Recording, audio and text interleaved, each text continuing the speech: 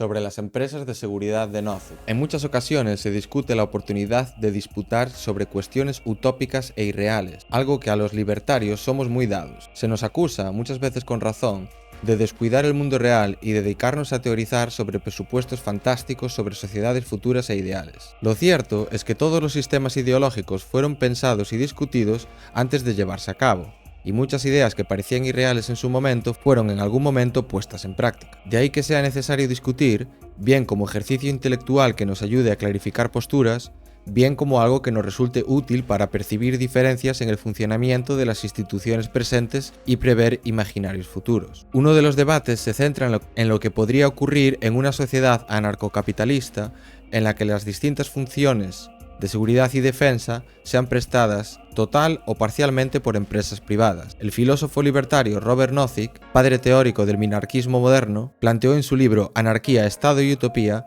la posibilidad de que una de esas agencias se transforme en una suerte de agencia dominante que acabaría por subyugar a las demás agencias de protección privadas y, al final, se transformarse en una suerte de Estado a través del monopolio de la violencia. Es una objeción interesante y bien fundamentada que me gustaría discutir aquí. Aunque parezca un debate irreal, tiene antecedentes en las viejas disputas de la Edad Media y el Renacimiento sobre la conveniencia o no de descansar en tropas mercenarias para la protección de diversos reinos y señoríos que poblaban la Europa de entonces, dado que uno de los temores que les acechaban es que tales mercenarios acabasen por suplantar a sus legítimos, entre comillas, gobernantes. Cierto es que en alguna ocasión se pudo dar tal fenómeno, pero un repaso a alguna historia de los condottieros, como el de la Triasse, nos muestra primero que fue mucho más frecuente que los gobernantes engañasen a los condottieros y no quisiesen pagarles por sus servicios una vez realizado el servicio, incluso en ocasiones envenenándolos o asesinándolos, que al contrario. El caso del mítico Ruiz Díaz de Vivar, el Cid Campeador,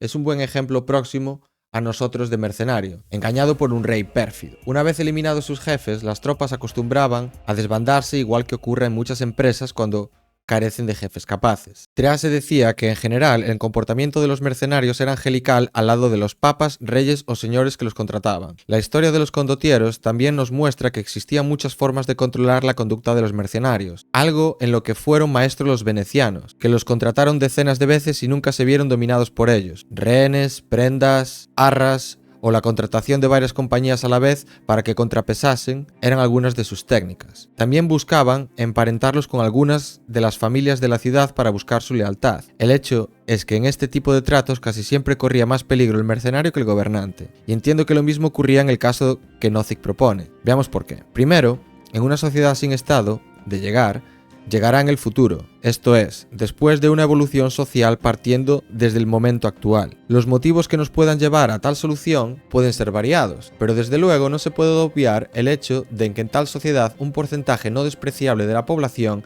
estará familiarizado con las teorías anarcocapitalistas.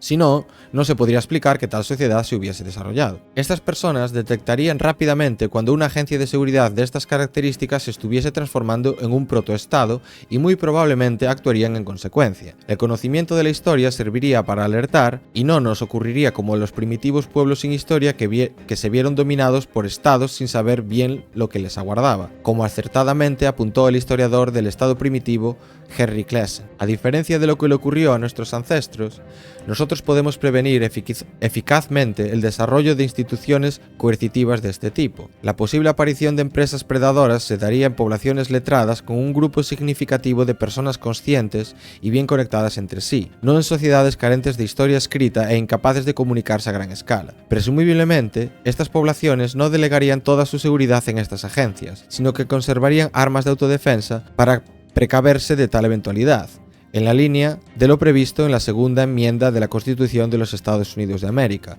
que propugna la libertad de poseer armas con la finalidad de poder defenderse si es preciso de los abusos de poder por parte del Estado. En segundo lugar, tales empresas carecerían de legitimidad para imponerse sobre la población dominada. Si bien es cierto que el fundamento de cualquier poder político es el uso o la amenaza creíble de uso de la fuerza física sobre los gobernados, no lo es menos que buena parte de la capacidad de actuación de los estados se debe a su capacidad de convencer a la población de la legitimidad de su dominio. Sin legitimidad, la gente se resistirá a pagar tributos y a obedecer las órdenes de los gobernantes, haciendo más complicado e inseguro el ejercicio del poder. Una empresa de estas características encontraría difícil a corto plazo con una aquiescencia de la población y se encontraría con mucha más resistencia que un Estado. No imagino una misa de coronación de un directivo de Executive Outcomes, ni una jura de banguera de Securities, ni una multitud de jóvenes jurando entregar su vida por el bien de Prosegur. Ni creo que los directivos de estas compañías lo quisiesen. Solo pretenden hacer sus negocios en paz sin pretender nada más que prestar un servicio de calidad. Es cierto que una empresa de este tipo podría ejercer poder, pero eso sería un poder considerado unánimemente como ilegítimo y muy probablemente sería resistido. Podría contraargumentarse con el tiempo de la pervivencia en el tiempo de mafias o maras y su apariencia de contar con ciertos elementos de legitimidad, pero considero que no es un buen ejemplo debido a que las mafias curiosamente han surgido siempre en sociedades con Estado. Nacen al calor del Estado, financiándose con el mercadeo de bienes o servicios que los estados prohíben y beneficiándose del sobreprecio que la prohibición les ocasiona. Realizan, por tanto, negocios subvencionados por el Estado y en algunos países mafias y estados están tan entremezclados que podríamos decir que son la misma cosa. Unos protegen los negocios legales y otros los ilegales. También llevan a cabo funciones de protección o extorsión en lugares donde el Estado convencional no tiene la suficiente fuerza como para imponerse, pero sí la suficiente para desanimar negocios legales de protección. En cualquier caso, y al revés de lo que se piensa, las mafias sin el Estado serían bien poca cosa, pues verían muy dificultada su financiación al no contar con negocios rentables a los que dedicarse, y con ello se vería mermada su capacidad de reclutar mafiosos o adquirir armamento. En una sociedad sin Estado, organizaciones de este estilo, si bien pudieran existir, difícilmente contarían con los recursos para imponerse, y más con una población civil dispuesta a defenderse y dotada de medios de defensa eficaces. En tercer lugar, en ningún lugar está escrito sobre qué tipo de espacio dominaría tal empresa de seguridad y cuál sería la escala de su dominio. Estamos acostumbrados, por culpa de los mapas que estudiamos de pequeños, a entender los territorios de poder como entes compactos, cuando bien no pudiera ser así. Donde yo vivo, una empresa de seguridad protege la universidad, otra los bancos, otra las grandes superficies comerciales, etc. Es decir, en un espacio reducido podemos tener varias agencias en competencia. Incluso yo mismo puedo contratar a varias agencias a la vez, como los venecianos, con distintas funciones o con funciones superpuestas. Por ejemplo, si tienen más de una póliza de seguros, verán como algunos eventos, como asistencia en viajes, pueden estar cubiertos varias veces. Lo mismo podría pasar en relación a las agencias de seguridad. Si mi vecino puede tener contratada su seguridad a una empresa y yo a otra, para que una agencia de este estilo se hiciese dominante, tendrían que ir poco a poco expulsando por la fuerza a las agencias rivales, pero sin contar con un espacio compacto del que partir y, sobre todo, sin contar con una referencia de cuál debe ser la frontera donde parar. Es muy difícil iniciar un proceso así sin que las demás empresas se alerten y sin que los ciudadanos se den cuenta de lo que está pasando. Creo que la mayoría de los libertarios imagina la sociedad como el resultado de la disolución de un Estado, pero con este de referente último. Esto es, imaginamos una ANCAPia española como España, sin Estado pero con todos los referentes de un Estado. Esto es, las agencias dominantes de Nozick acabarían oprimiendo y siendo monopolistas en el espacio español, pero Nozick no determina cuál debe ser el espacio que ocuparía tal agencia dominante para ser considerada tal.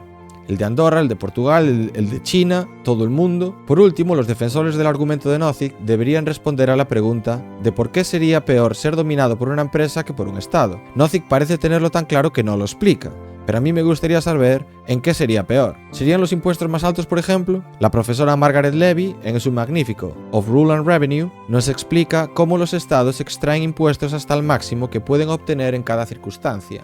Una empresa supongo que haría lo mismo, pero tendría que prever amortizaciones y la capitalización de los tributos, por lo que probablemente prefiriese, si sus gerentes fuesen buenos empresarios, impuestos más bajos a corto plazo para obtener más ingresos a medio y largo plazo. ¿Forzaría a educar a nuestros hijos en sus valores? ¿Determinaría cómo deben manipularse las coles de Bruselas o servirse el aceite de oliva? ¿Nos obligaría a asegurarlas en sus compañías de seguros de acuerdo con sus condiciones? No lo podemos saber a priori, pero creo que sería bueno conocerlo antes de escoger entre ambas opciones y determinar qué sería preferible. Los argumentos antes expuestos son, obviamente, de política ficción, como lo son los de Nozick, pero dado que este autor ha elaborado propuestas tan conclusivas sobre el futuro de una sociedad ANCAP, entiendo que es necesario discutirlos, no solo para prever posibles contingencias futuras, sino también para entender la situación del presente y comprender cómo es la naturaleza de los estados contemporáneos.